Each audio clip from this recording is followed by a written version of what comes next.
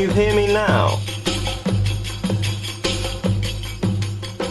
In the year 2023, I had the immense privilege of spending a summer in Scotland on the dawn of that gorgeous country's bloody descent into over a decade of harrowing civil war. That was because for a time as a young man, I worked as the social media coordinator for a pro-union think tank. Scots Against Balkanisation, it was called. Essentially, I was supposed to be in charge of creating relevant and interesting content to post online about a series of rallies and meetings taking place throughout Scotland's Unionist heartlands. Our two flagship speakers were an unlikely pairing if ever there was one, but they were both united by a desire to see Scotland remain in the historic union that it shares with the rest of the United Kingdom. The two men in question were Rory Stewart and the indefatigable George Galloway, who, now reaching 100 years old, holds the privilege of Father of the House.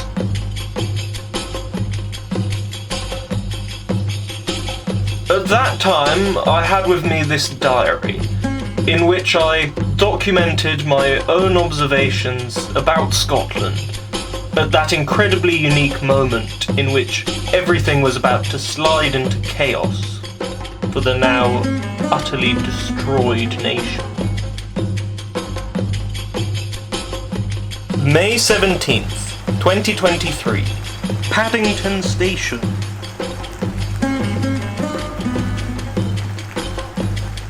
After Rory dashed away the end of his opium cigarette, he and I entered the station. We bought 2 takeaway hot chocolates and then zigzagged our way across to the correct platform. I had already collected our prepaid tickets from the machine, and they were safely slotted into a fold of my wallet until we crossed the barrier. I lugged mine and Rory's bags all the way to the furthest bench on our platform. Noticing that we were unsupervised, Rory poured some gin into his hot chocolate. I pretended not to see what was going on. He took one sip and his face blushed from a ghostly white to an apple red. Then he confessed to me that he and George had been on rather unstable terms, following an incident one chilly Christmas Eve in Iraq. 20 years ago. Rory shooed away a beggar, God bless sir, and then told me that in his faithful days of adolescence, he had organised a carol service so that all of the British intelligence lot stationed in the province over Christmas could come along and celebrate together, rather than missing home all by themselves. They sang together peacefully on that holy night, and for a time, that conference room in the Baghdad Hilton was transformed into an English parish church with their song. The light of Christ was shining upon their harmony. That is until Mr. Galloway, who had made rather a point of being frosty to the pro-war brigade, as well as being oppositional to Rory's festive endeavours, stepped into the room with his pristinely presented Iraqi friend Ahmed, both wearing oversized fur coats. The two gentlemen were welcomed with warm Christian grace, and George raised the roof with his impressive voice, without ever removing that big fur coat of his. And the carolling drew a crowd of hotel staff into joyous spectatorship. Rory thanked him wholeheartedly for bringing such cheer. The two men stayed until the very end, but as the congregation began to part, and make their way through the desert to their hotels. Rory spotted George on the back of Ahmed's motorbike, reaching into his ridiculous coat, pulling out the rest of his whiskey, polishing it off, and smashing the glass bottle all over the ground as Ahmed zoomed out of the car park.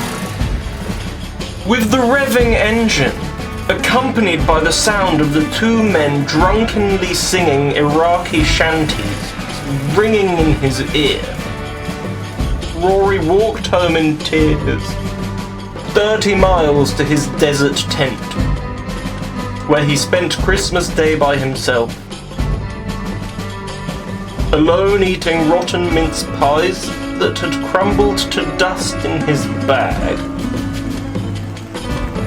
But for the wind and the witless droning of the travel announcements, Rory and I sat in silent embarrassment. Then suddenly, I watched as from the distant swinging doors of the ticket barriers, a black speck grew into a mighty figure of a man present before us. As George Galloway strode proudly across the platform towards us to join our party of travellers.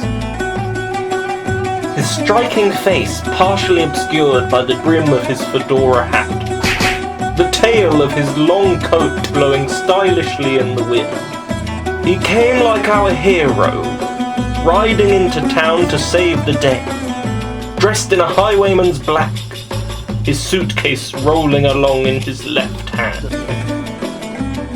Rory audibly gulped and pleaded me not to bring up the story he'd told, revealing that it may have been a drug-induced hallucination. I thought so too. As Mr. Galloway approached us, he raised his right fist into the air, the revolutionary's greeting. Removing his sunglasses carefully, he winked at me and shook my hand with impressive strength. Preferring informality, he insisted I call him George, before kindly giving me a box of pistachio fingers as a gift.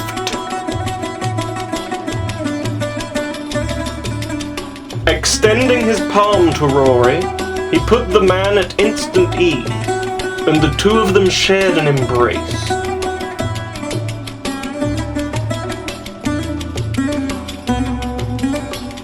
After a last-minute check that everybody had everything that they would need for our trip,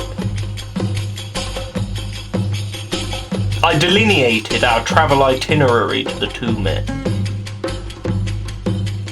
We were waiting for a train to Newcastle, in fact. Scotland was, at this point, closed off to England, but still accessible, either with a special military permit or by sneaking across. We had a connection, given to us by the think tank, a Unionist kingpin, resident in the newly formed camps of northern Newcastle inhabited by Scottish refugees, who had organised a lift across the border with a trusted driver. We carried our things onto the train and pitched up in a booth seat, where I faced the two gentlemen and kept an eye on our luggage secure in the provided racks. We got moving, and so I took the opportunity to commence the introductory briefing drafted by the think tank for visitors to Scotland.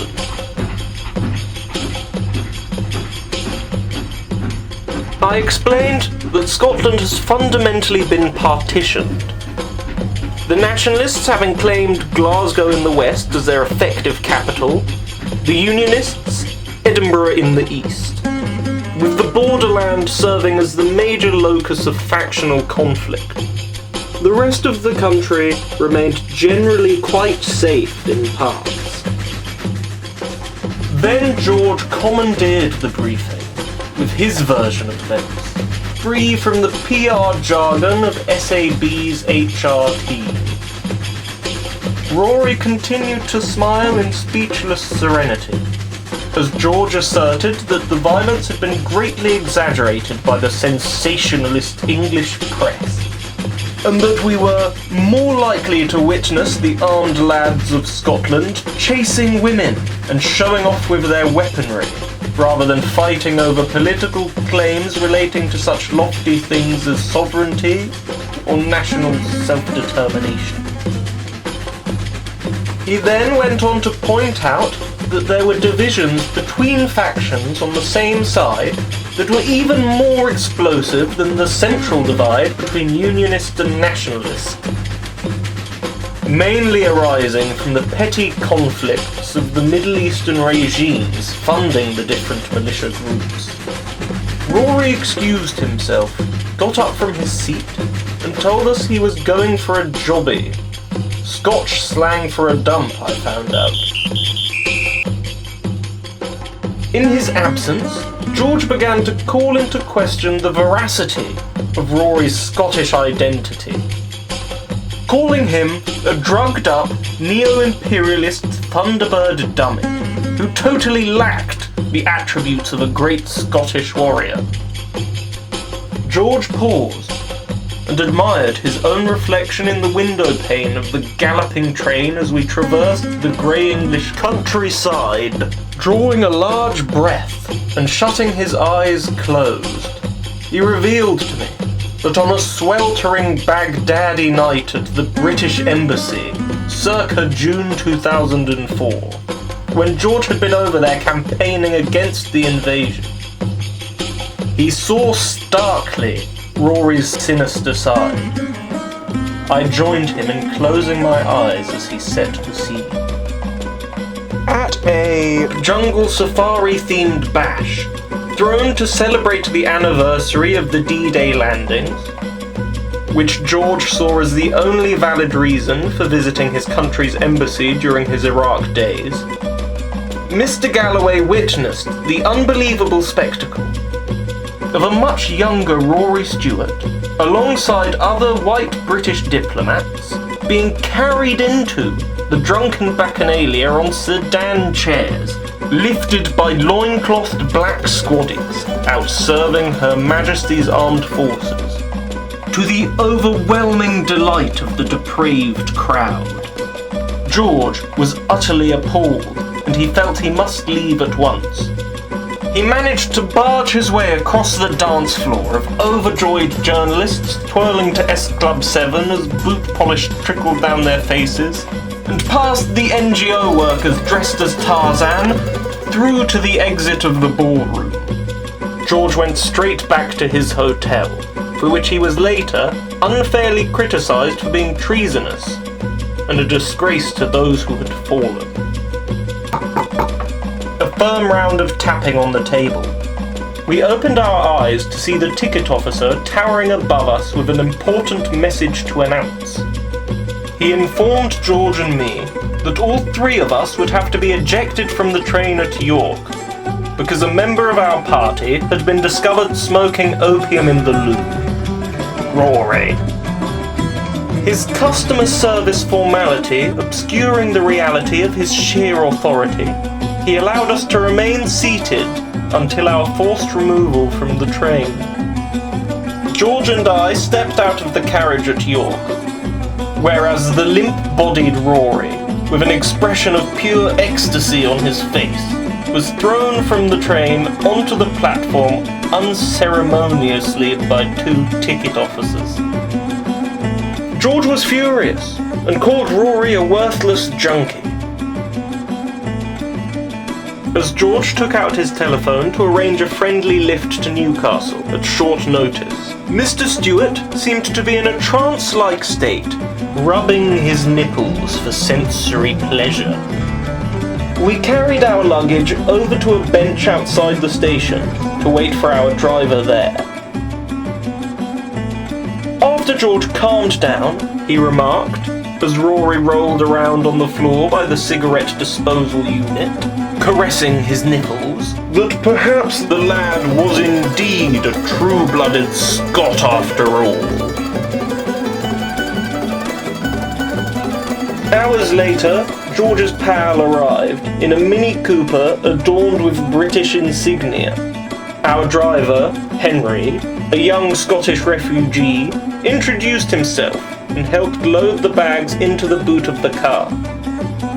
Our most senior passenger, Mr. Galloway, was awarded the front seat.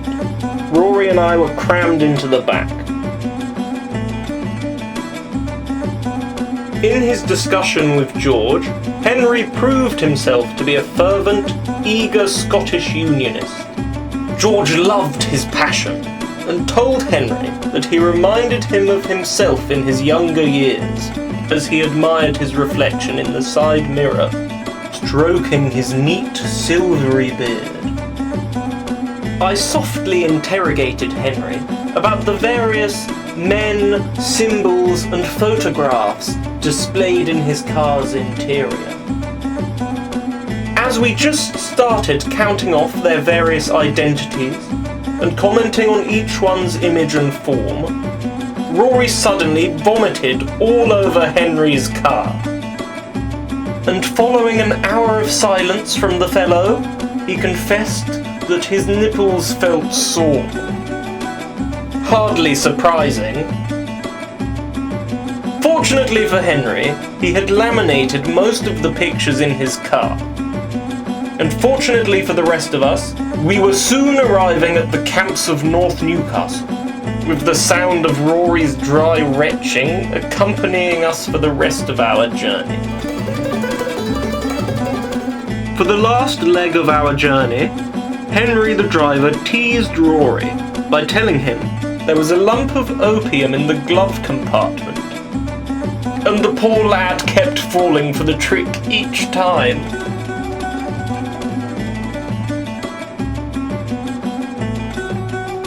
Now, it's worth mentioning that the camp was more like a neighbourhood or a slum than an actual campsite, as we found out upon our arrival there.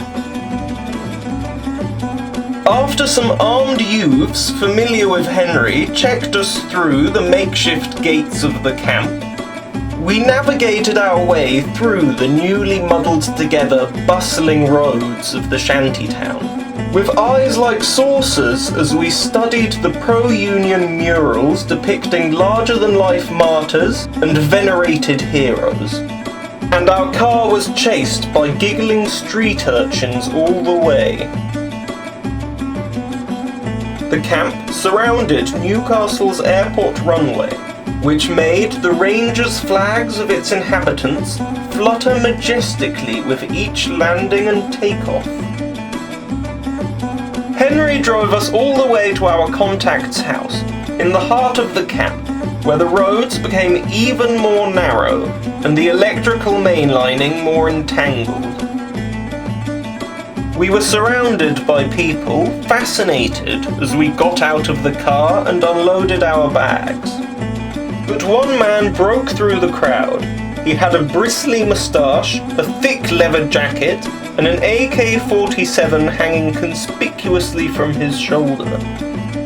It was Arthur the Kingpin, who greeted us warmly and told the four of us that we must accept his invitation of a haggis feast at his home before we crossed the border. So we did. Arthur's home was the largest in the camp, due apparently to its dual function as a community centre and militia headquarters. Nevertheless, it was a modest arrangement. Each one of us was offered a glass of fizzy orange liquid that had a bubblegum aroma. Rory was most in need of the energy boost. Immediately we were discussing the Scottish political drama taking place north of the border, with Arthur and George weaving a great verbal tapestry with their passionate analyses of the epic situation unfolding in their beloved homeland. The culture of Unionist Glasgow, with all of its peculiar idiosyncrasies, had been transported to the camps of Newcastle, but Rory stared vacantly at the wall, failing to appreciate the experience. We were called round the table for haggis by Arthur's wife Eleanor, who took over with her views on the great Scottish dilemma as she plated up the steaming haggis. As we dined, Rory finally began to arise from his come-down, and he soon became the subject of Arthur's torment, who deliberately tried to confuse the disoriented poor chap with a series of nonsensical remarks in order to mock him in his anaesthetised state. Approaching midnight, it was time to leave. We graciously thanked Eleanor for her hospitality and set off for a nearby mechanic on foot. As we meandered the moonlit paths of the camp, George and Arthur would quietly break into Scottish folk songs, occasionally joined by vest-wearing listeners on their balconies, watching the world go by on a still night as they dream of home.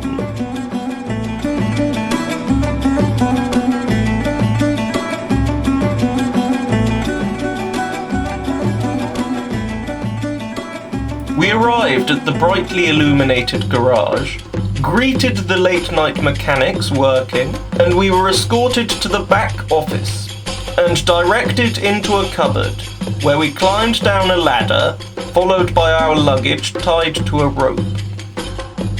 An anonymous young lad with tartan covering his face appeared from the subterranean darkness to meet us.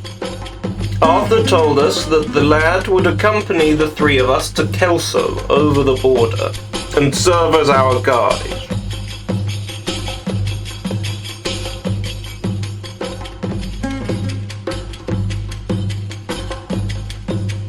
Anybody crossing the surface border without military protection faced the possibility of abduction by nationalists or death by friendly fire. The Unionists, as well as the British Army, were on red alert. Arthur wished us luck as he left us in the company of this man who took us on our descent into the tunnel. The crossing took 20 hours approximately. All three of us were impressed by the infrastructural sturdiness of the tunnels. At times, it felt more like a promenade down an avenue of a European city than a smuggler's trail. And we were kept hydrated as we walked. Dusty and exhausted, we finally got to our destination. We climbed up a ladder, pulling our luggage on a rope behind us. The passage led to the back office of a fish and chip shop in Kelso, a town in the Unionist heartlands. Our contact in Kelso was a local kingpin from the think tank named Hughesy, who was waiting for us there and took us to the safe house that we would call our home away from home in Kelso, after a few deep-fried Mars bars. While the three of us unpacked and washed, I suggested a quiet night at the safe house, since we had spent an entire day travelling to Newcastle, and the next one moving through an underground tunnel. On top of that, the next day we would be attending a Unionist rally, where George and Rory would be giving speeches. The men needed to rest their voices, but the two of them were steadfast in their desire to go out that night with Hughesy and his men.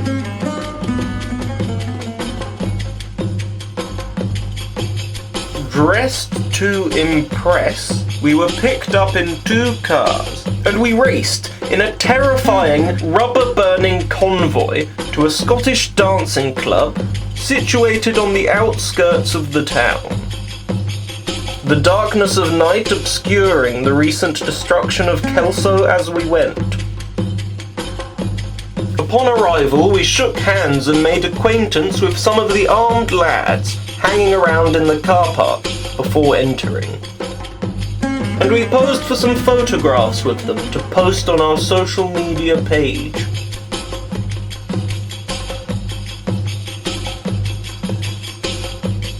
Through the club's doors, we witnessed militia fighters from all factions, laughing and chatting together, pouring bottles of whiskey into each other's mouths, and swaying to the intoxicating rhythm as they watched the young Scottish beauties dancing to the bagpipers' tune.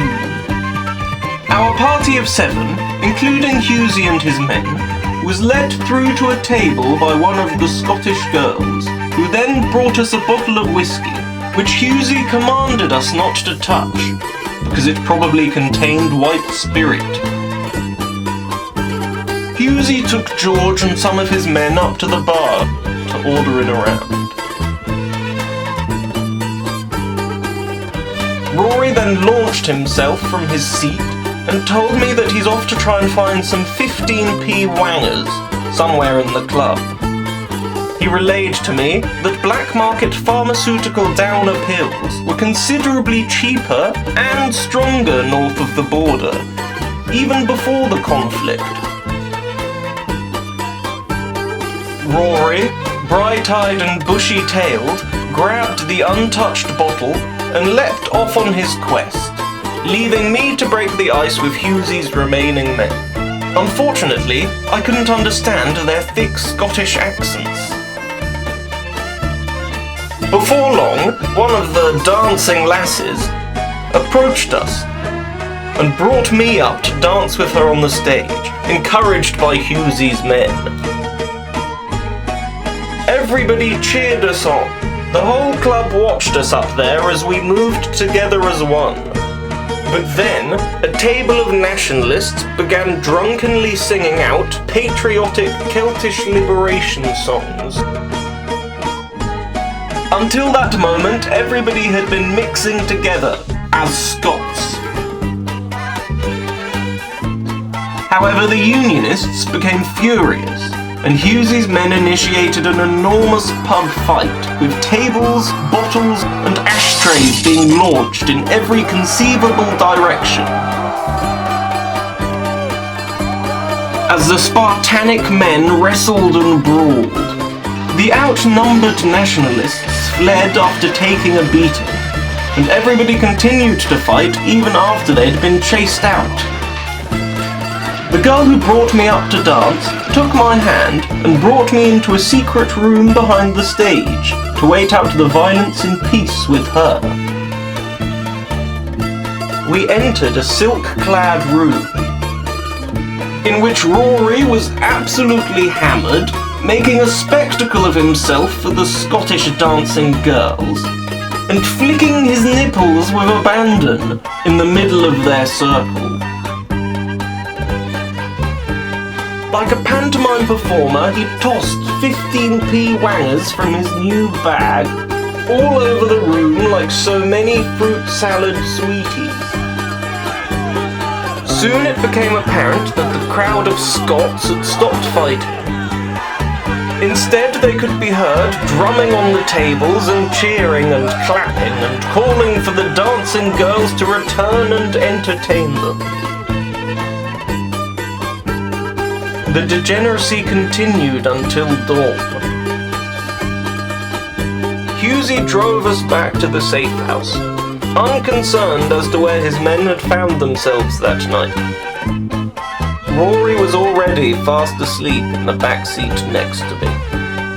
A highlight of that frantic night for me was the spectacle of 36 or so hearty Scottish chaps who had just previously been violently attacking one another, merrily performing a Highlanders reimagining of Living La Vida Loca, played on traditional folk instruments and belted out with a boisterous melancholia. I tried to catch some sleep when we got home, but George stayed awake, cursing the names of each and every Blairite MP that ever crossed him or slandered his name.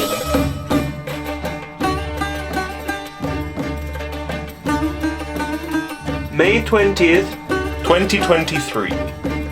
Kelso Safe House.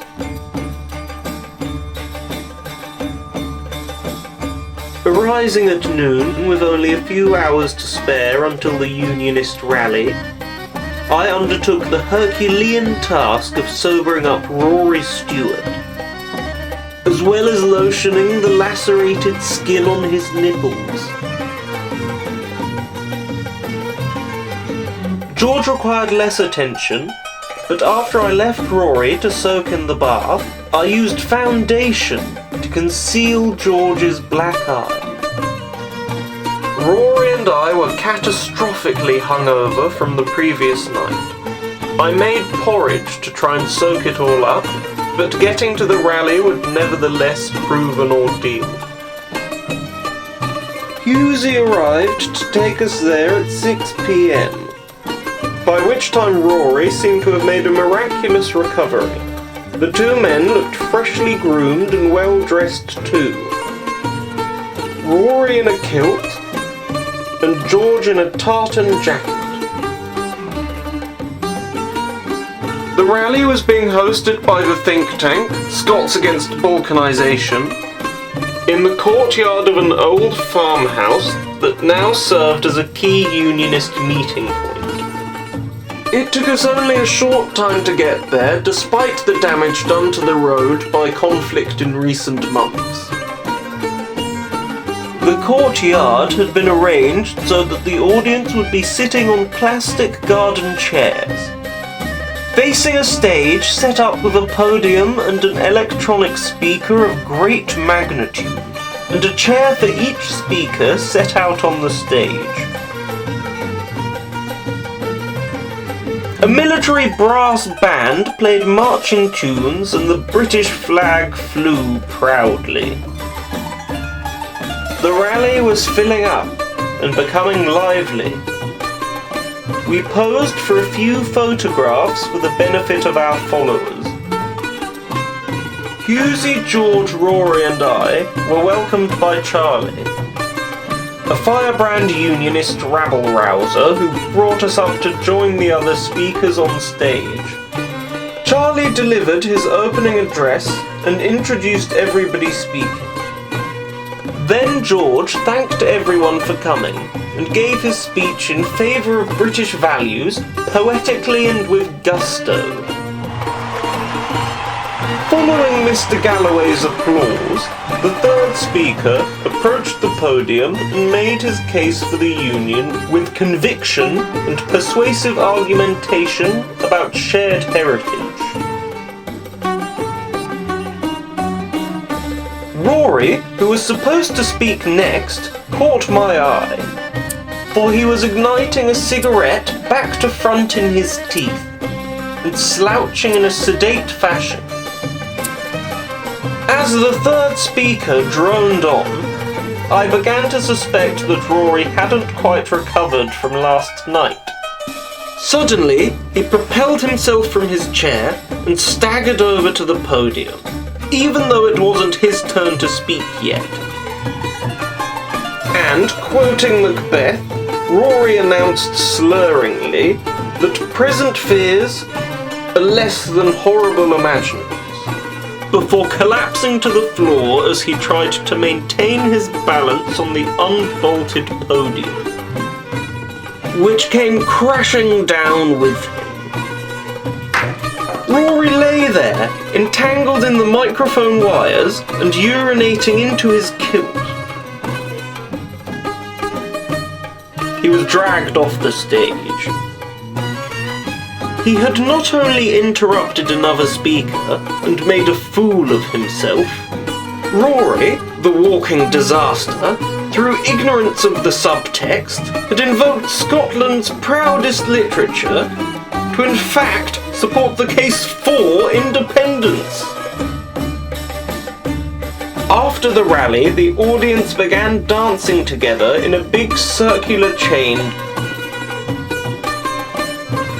Young scallywags were running around and climbing on top of each other to watch the men dancing.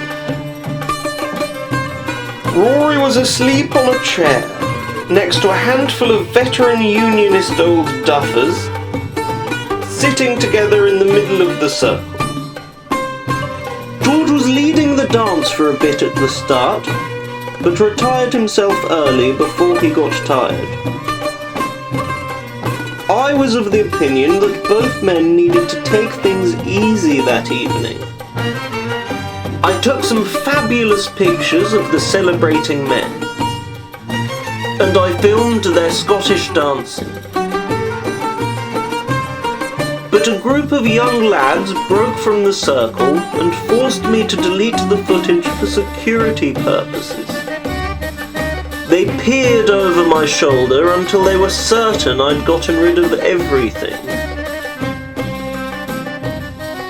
I then decided to sit with George, who was catching his breath in the company of an old man who shared a striking resemblance to Mr. Galloway himself.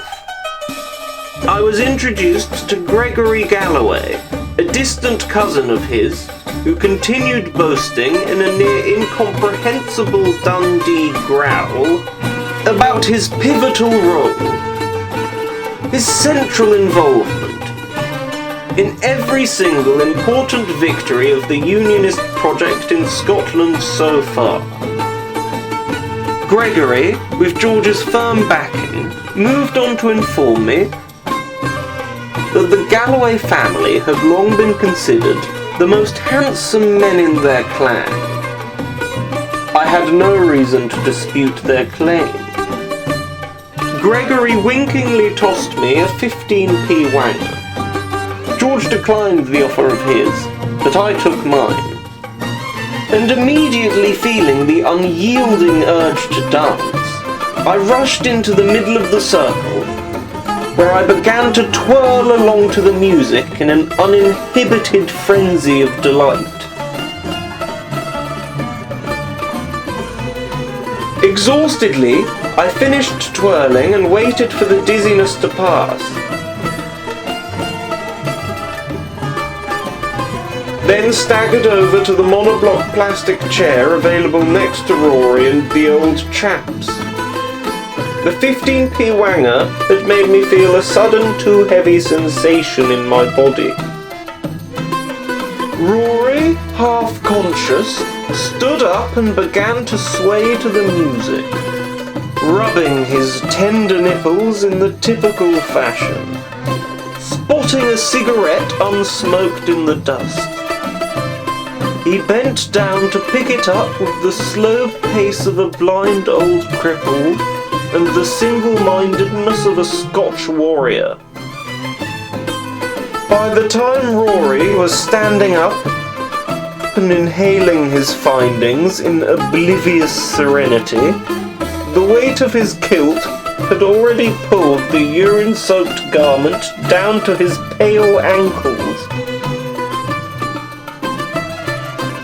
Rory stood there exposed. The vast quantity of 15p wangers had shrunken his manhood down to the size of a moth. I noticed a similar effect on my own after only one pill. Rory, bewildered and bare-legged, looked up to the stars. Everybody stopped dancing and unlinked their hands, poised in silence to hear what he was about to tell us. Rory, with his kilt still around his shoes, declared slurringly that 15p wangers provoke the desire but take away the performance. Once again he was quoting Macbeth, this time more fittingly. Rory, now dressed in just the top half of his Scottish formal wear, began to flail his arms wildly and scream nonsense at the men whose dance now became a wild chase to avoid the crazed half-naked fool. George rushed over to intervene. Arms spread, he tried to grab the out-of-control Rory, but he pushed George to the ground. and ran off into the darkness of the night. George was assisted in getting up, and then he dusted himself off in the icy silence of Rory's embarrassment.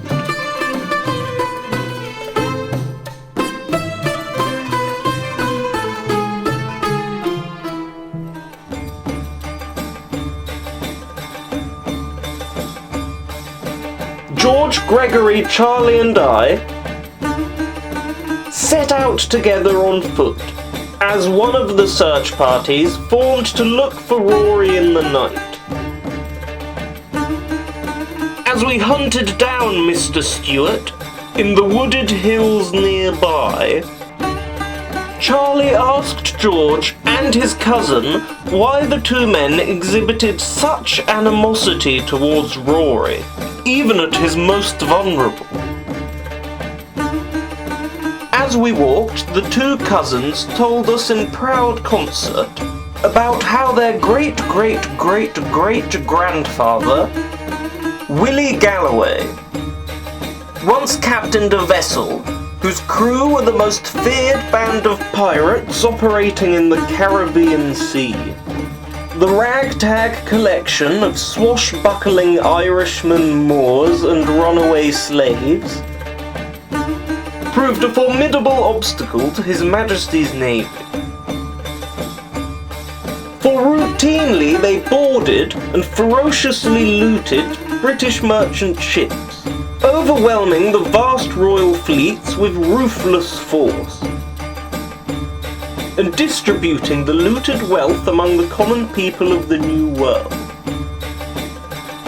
They seemed unstoppable. As Captain Willie Galloway's quasi-empire reached the height of its nautical power, and they were beginning to out-cannon the coastal fortifications of the Crown, a young naval commander of noble birth had Willie and his men in the sights of his telescope. The name of the youthful commander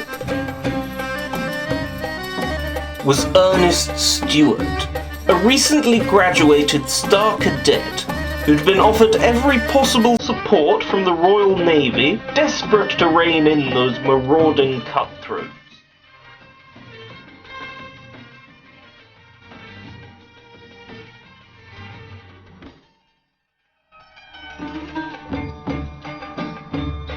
One day at high noon, on a quiet blue sea, Willie's boy in the crow's nest came climbing down the rigging to inform his captain that a British military fleet, colossal in size, was approaching on the horizon and headed directly towards them. Captain Galloway at once assembled his loyal crew on the poop deck and addressed his battle-hardened sailors for the upcoming skirmish. He was unflinchingly determined to face Stewart's fleet. Following his rousing speech, each member of the crew prayed according to his creed, and then rushed off to prepare for the fight. Captain Willie gave the orders that they fire only when the crests of the waves created by the enemy fleet's flagship became visible to the naked eye. With the aforementioned white flickers clearly in sight, the pirates fired their first volley and prepared for the next round. When the return fire came back, Galloway's ship took a mighty battering. Willie ordered the second round to be fired, but already they were hit again. Fortunately, Willie's ruthless men was the subject matter of naval nightmares due to their panache for devastating much larger ships within close proximity.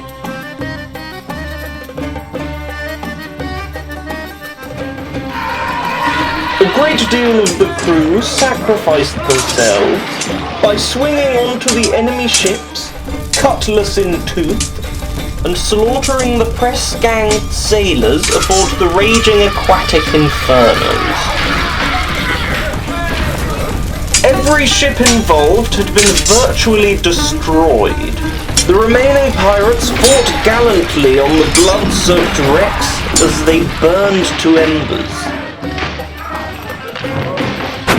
A disorientating barrel of exploding gunpowder saw Captain Willie clinging onto the ship's wheel as he drifted away to sea. Severely injured and confident that his crew had been vanquished and that he faced an unchristian death deep below the surface.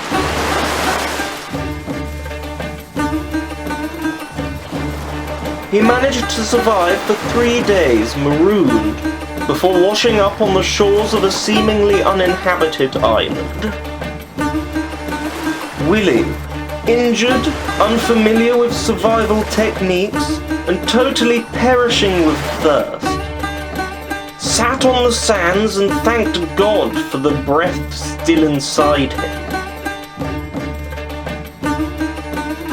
Suddenly he was surrounded by creeping savages who had silently approached him.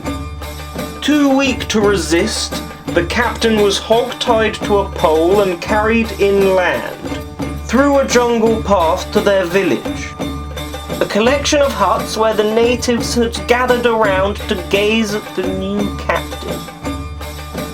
Willie was brought into the largest hut in the village, where their chief, wearing his crown, sat on his throne, and the royal commander, Rory Stewart, knelt humbly on the floor with his hands tied behind his back.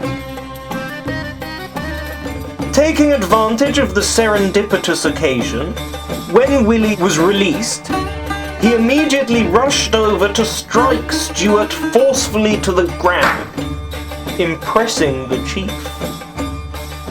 This vengeful outburst caused the natives to praise Captain Galloway, as the commander matched their primitive mythology's description of the devil,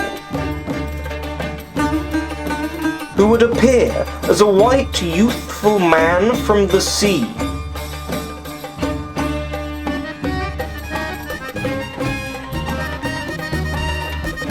Captain Galloway was afforded every conceivable comfort that the natives were able to provide during his stay, while the commander remained their prisoner and was being fattened up to be eaten ceremonially.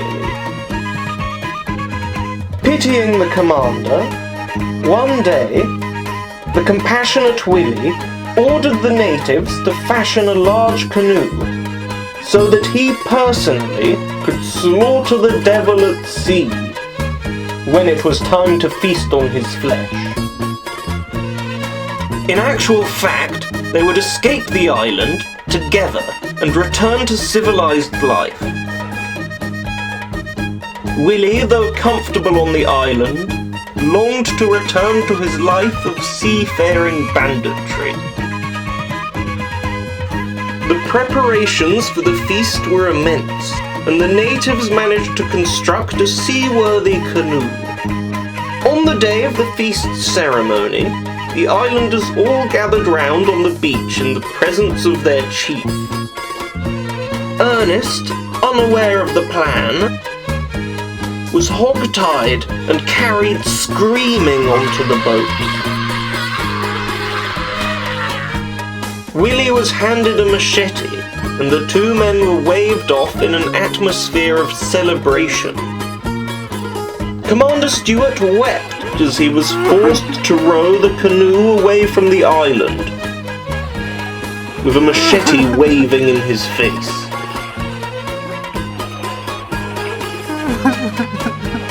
When he was finally told the true nature of what was taking place, Ernest rejoiced with delight, and the two men rowed towards charted water as the island faded into the horizon. Eventually, the two chaps were discovered at sea by a British frigate and were rescued aboard the vessel,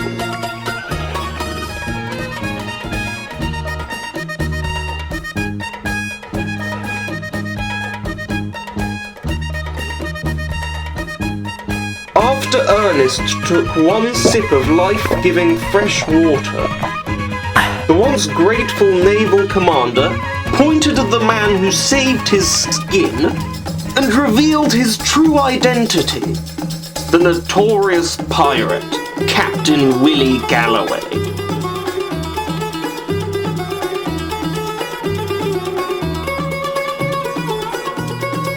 Leaving behind a young family, he was hanged on one of the Windward Islands and buried in an unmarked grave.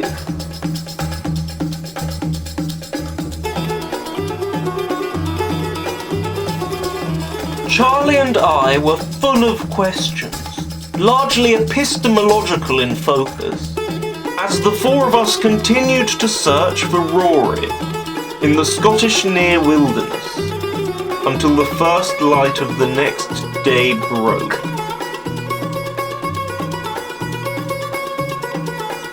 Eventually we crossed two drug-taking old vagrants conversing on a bench.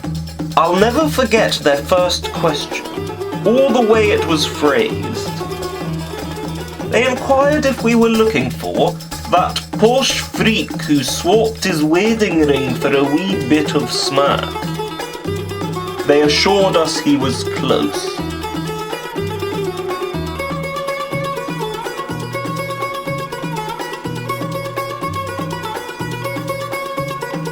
Walking uphill, we spotted Rory from a distance.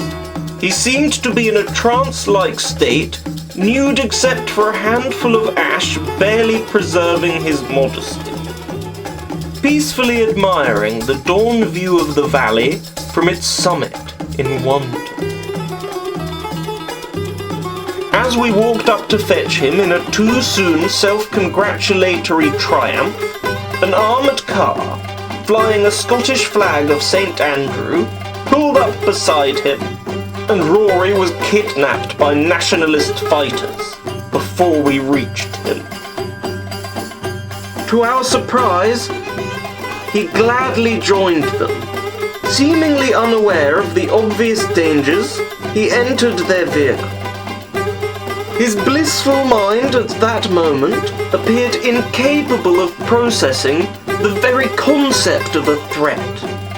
Immediately, Charlie made an urgent phone call, and the Unionist militia brigades would now search for the nationalists who had breached their defences and taken their honoured guest hostage. Little else could be done.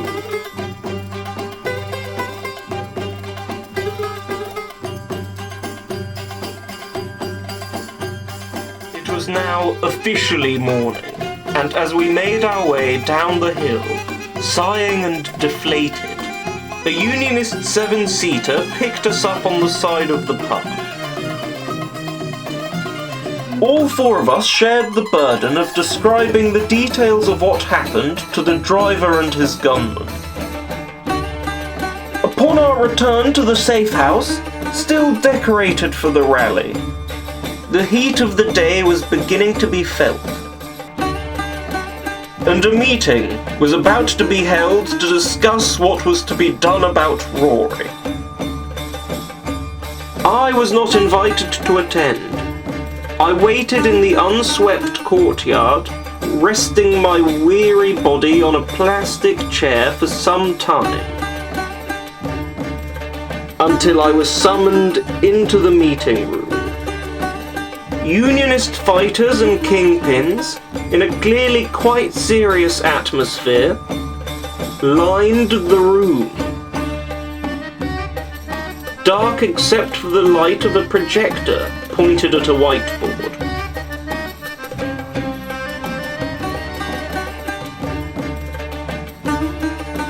I was shown a grisly clip of footage. It was Rory, crying out for mercy, handcuffed to a radiator, being forced by his captor to shout "Freedom!"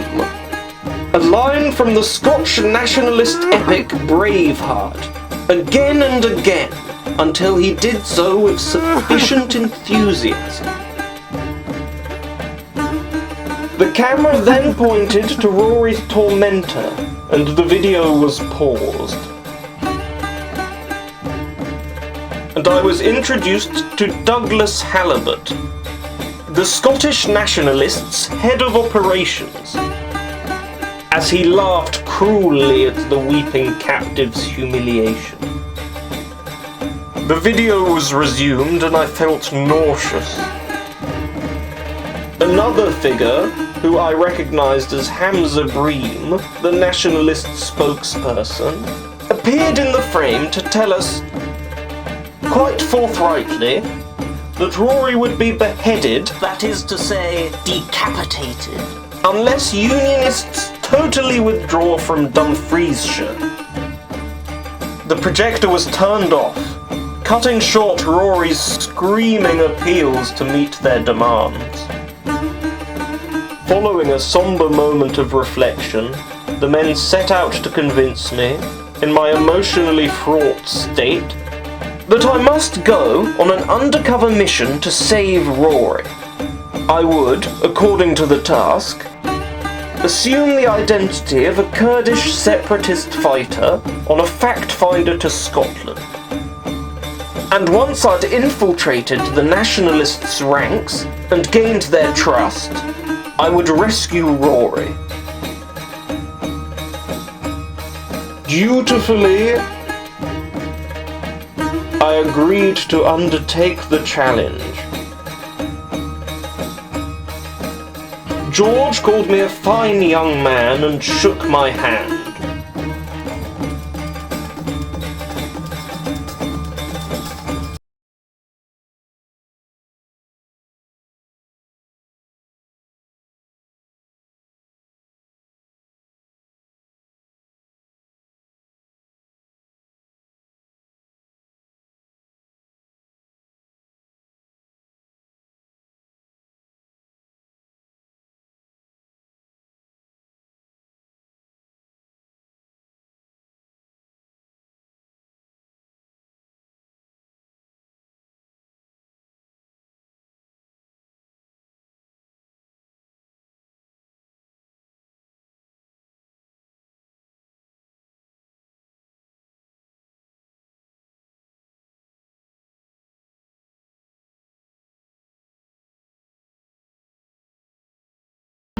July the 11th, 2023.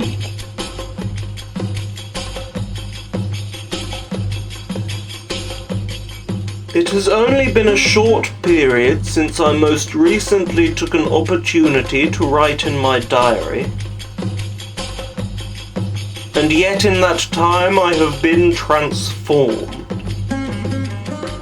I was sent in blind by those Unionist lapdogs in order to deceive the nationalist fighters. But soon after my arrival here, my eyes became open. I grew enchanted by their cause, and I joined their righteous struggle, successfully posing as a Kurd. The myth that the Scots are not capable of self-governance is disproven each day by this brotherhood of self-sufficient hillside warriors. Alongside our military training exercises, in which we excel at refining our guerrilla warfare techniques, each day we garden and cook and repair any damage done to the compound, ranging from a leaking sink to a shelled-out barracks or storehouse. I have been involved in another, more gruesome activity, as necessary for my survival on these remote hills as disinfecting the latrine. That is the daily torture of our English hostage, Rory. Every afternoon at 3 p.m, myself and a few of my brothers in arms take our prisoner into a disused milking shed and savage the poor chap to within an inch of his life. a routine that Rory has become mindlessly accustomed to performing. It seems as though his soul has left his body, and he has been degraded to the level of a beast, no more than a breathing corpse. Each time, however, I prevent the torturers from killing him, reminding my comrades that he's worth more to us alive than dead. In fact, I have my own selfish reason for keeping Mr. Stewart from dying at our hands. For each night at 1 a.m, I bring to our prisoner a few creature comforts. A ration of heroin that he inserts into his anus. A tissue full of shortbread biscuits to enrich his diet of porridge and water. And if possible, a generous helping of whiskey poured into his tin cup for Rory to drink secretly in his cage. And in exchange, the crafty Mr. Stewart, as he tends the day's wounds, tells me some important thing to help camouflage myself as a Kurd, drawing from his encyclopedic familiarity with the East. Each evening, however, Rory times it perfectly so that he is midway through an important piece of information at precisely dawn, which is when I pretend to return back from my nightly patrol, in order to ensure that his survival is guaranteed for another round of torture. Rory's poetic descriptions of the lands, character and customs of the Kurd, as well as maintaining his sanity, are vital to me. For in the evenings, my campfire stories, as old and coarse as my native hills, fascinate and entertain the fighters, and consolidate my identity as a Kurdish visitor. It perhaps goes without saying that I have no intention of turning back. The nobility of the Scottish nationalist fighters continues to impact me. The constant buzz of liberation enlivens every communal meal, and the outdoor anti-imperialist education seminars inform every zealous conversation. And due to Rory's vast knowledge of all things Kurdish, nobody knows I'm an Englishman. I even forget so myself. July the 28th, 2023. Today I missed the communal lunch. I felt sick. A persistent stabbing pain in my stomach. Instead, I ventured down to the lake for a tranquil swim. I had some time to myself before my afternoon session with Rory, and I decided to spend it in the serene blue waters of the Scottish Loch, palisaded by a surrounding evergreen forest.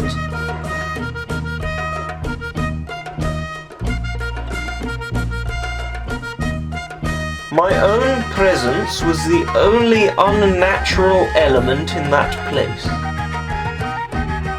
I made sure so as I undressed on the nettled bank.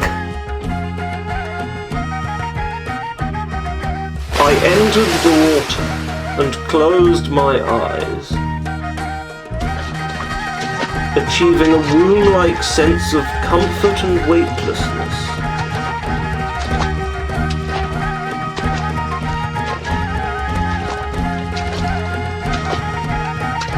My silent moment of relaxation was sharply interrupted.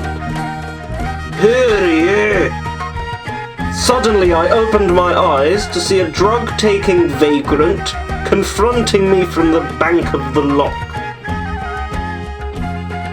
The old vagabond addressed me once more, standing over me, red-faced and gnashing-toothed. "Hear ye." I hurried back to the base, mentally preparing for my monstrous role as the torturer upon my return. I arrived back to a camp glued to the radio in silence.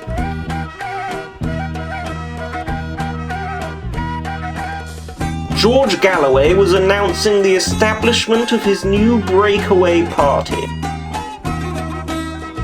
Scottish Muslims against partition. Yet another manifestation of his vanity. Rory's spirit has truly been broken. The continuous defilement of his flesh has left him absent and vacant. What's more, his value as a hostage is beginning to be questioned by the top ranks of our organisation.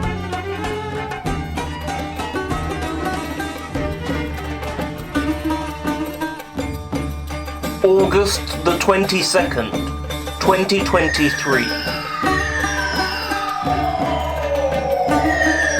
For 2 weeks we've come under constant fire from British forces and Unionist militias.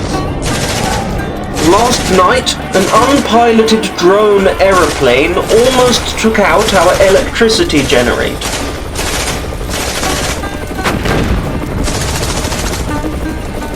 My own personal psychological bombardments have been equally devastating. The vagrant's question remains unanswered in my mind. Who am I? What have I become? Yesterday it was announced that a delegation of Palestinian activists would be staying with us as of next week, as part of their solidarity tour of the Scottish Nationalist front line. I felt confident that one final evening learning from Rory would calcify the tenacity of my Kurdish masquerade. At 3 p.m, however, we found him comatized in his cage, where he managed to avert every method of waking him up that we attempted. Rory's body, bloody as Christ, lay impotent.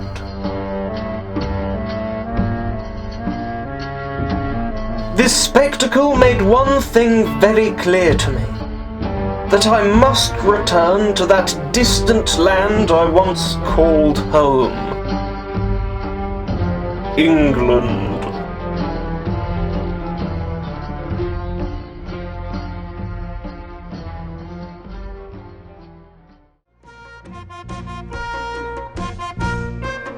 March the 11th, 2024.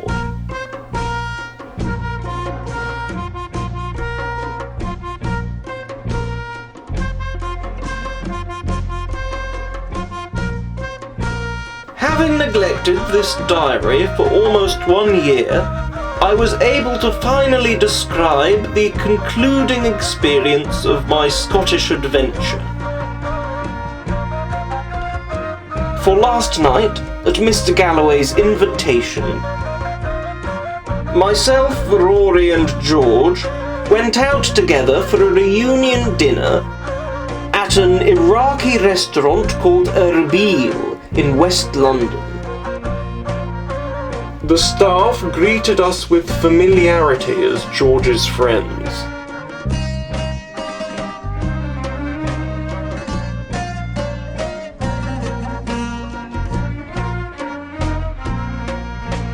George's SMAP project had been unsuccessful, and he'd returned to his adoptive home of England to help raise his young children and continue his broadcasting career. He of course maintained his firebrand passion, and at the table he spoke thoughtfully on the political situation of the day. And he pined for a Scottish resolution.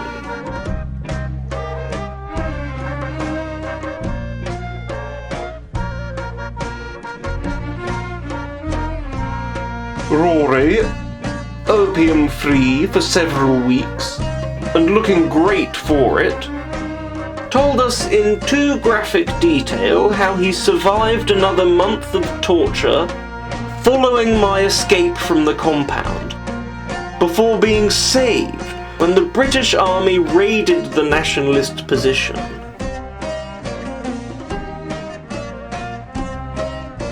Recognised just in time, Rory came dangerously close to being rogered by privates. He joked that I owed him a new set of toenails. I'd pulled them off, but all was forgiven.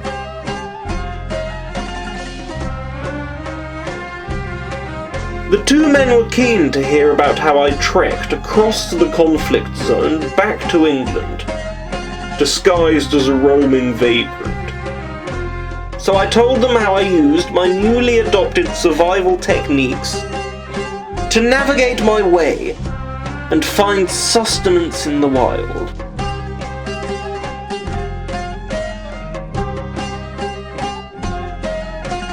After our convivial feast, we thanked Mr. Galloway for his immense generosity, shook hands with the Erbil team, and parting then, we each made our way home.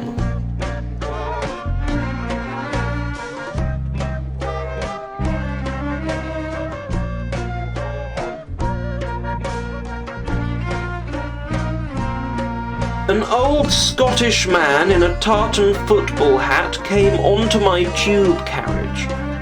Drunk on a fragrant whiskey, he sat down opposite me, and we examined each other's expressions closely.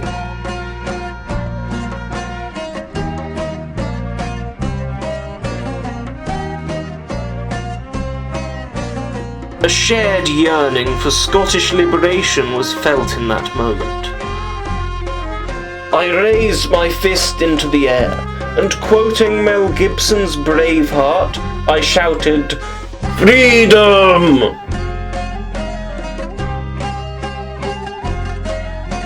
The man smiled at me, and then closed his eyes, presumably to dream of Scotland